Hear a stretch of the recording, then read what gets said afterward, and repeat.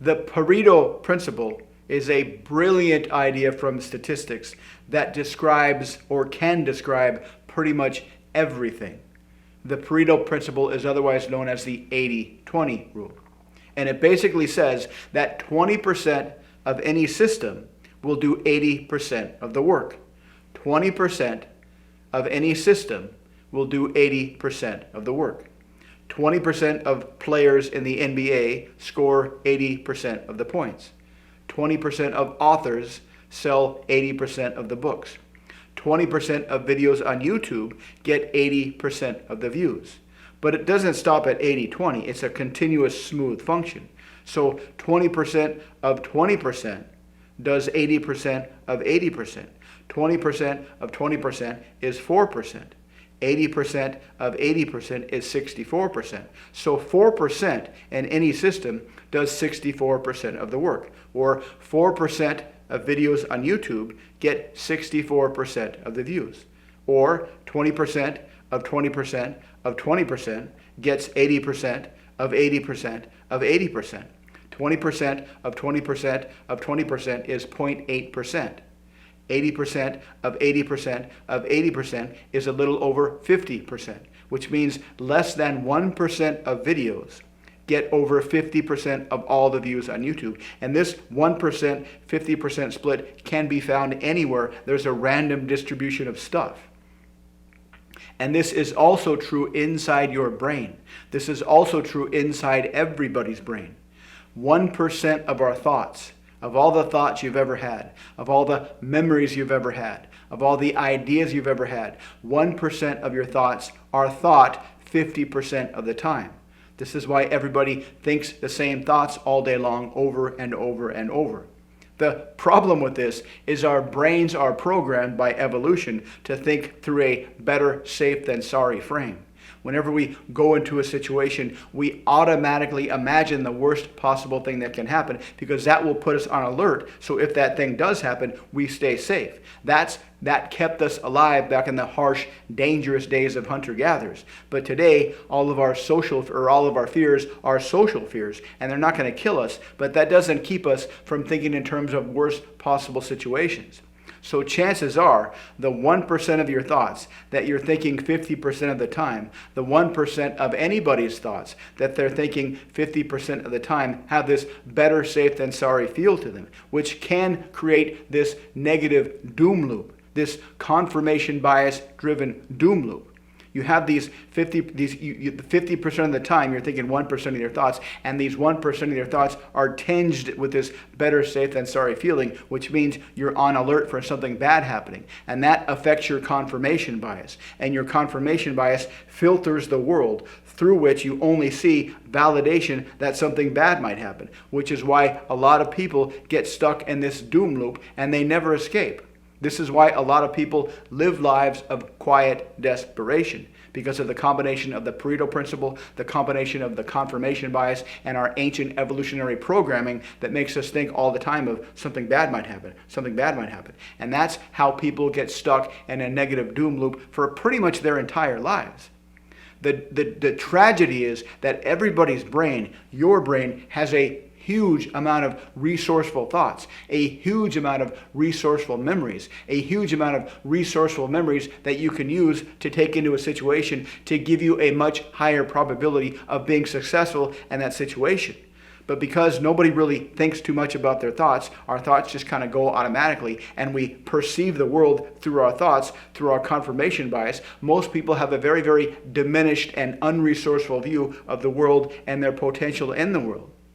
This is also why, paradoxically, or maybe not so paradoxically, why sales is so difficult, why sales is so confrontational, why persuasion can be, seduction can be so confrontational. You have someone come into your shop, and they have this small desire for something.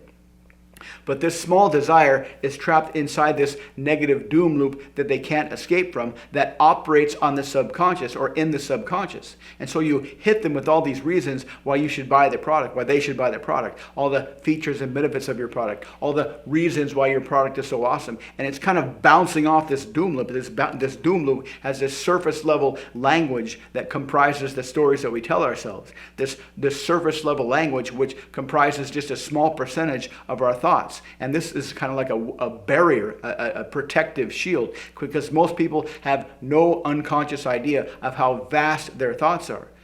But if you can ask them questions to help them find other thoughts and build up some of their vast resources, they will start to come out of their doom loop shell and start to see the world in a much different light. If you do this socially, it's a fantastic way to create good feelings in other people. It's an amazing way to create good feelings in other people. You just start off by saying something like, I have this intuition.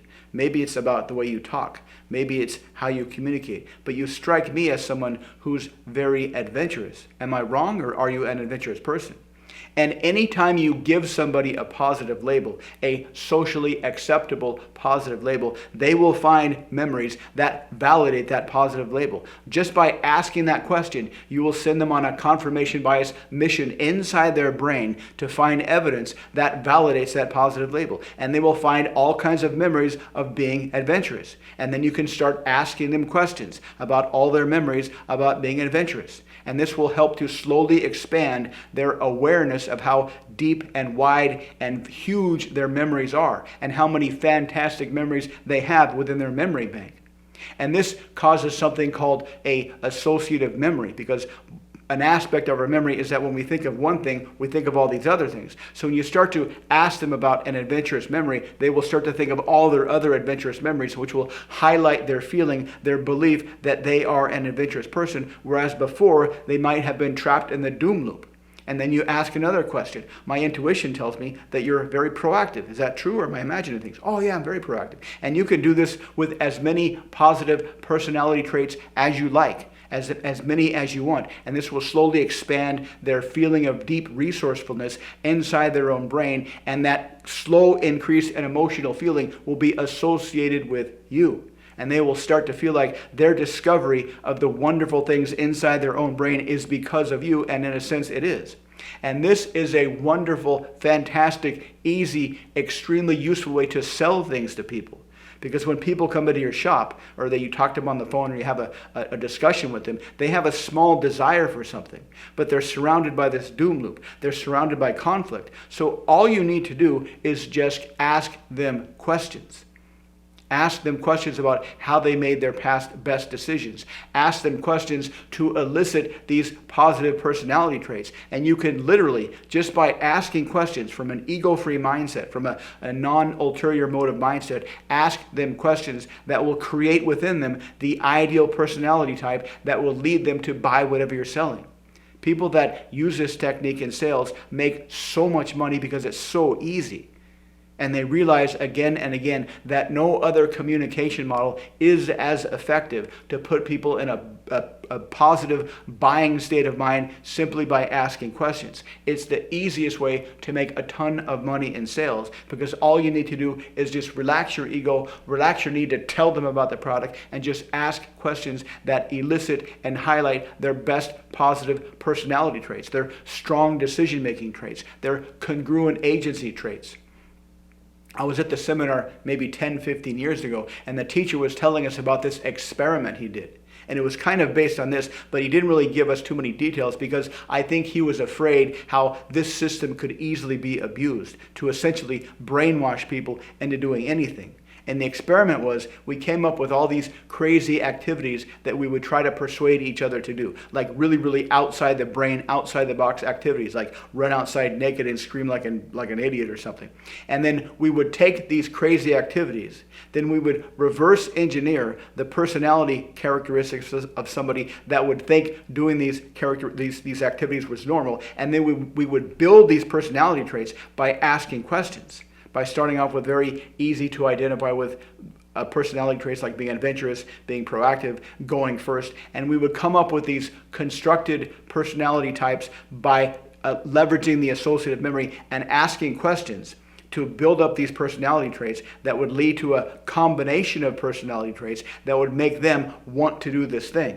And at the end of the exercise, everybody was literally willing to do these things. They're saying, please let me do this. I want to do this. And we had to stop some people from doing this. And that's why he said he didn't teach this anymore, because this is a very, very easy to manipulate way to get people to do whatever you want, to brainwash people. And if you have some ethics, if you have some morals, it's a great way to help people. But the same thing can be used to really, really, really get people to do things that aren't in their best interest. This is why he decided not to teach this.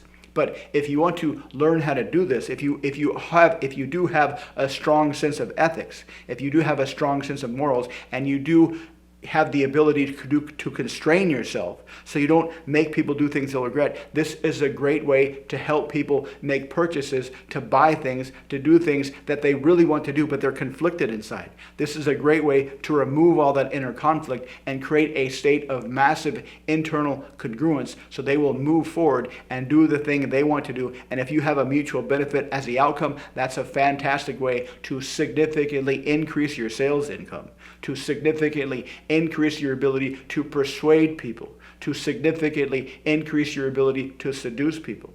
If you're interested, check out the link below, but only if you have a strong sense of morals and ethics. Otherwise, thanks for watching, and I'll see you next time.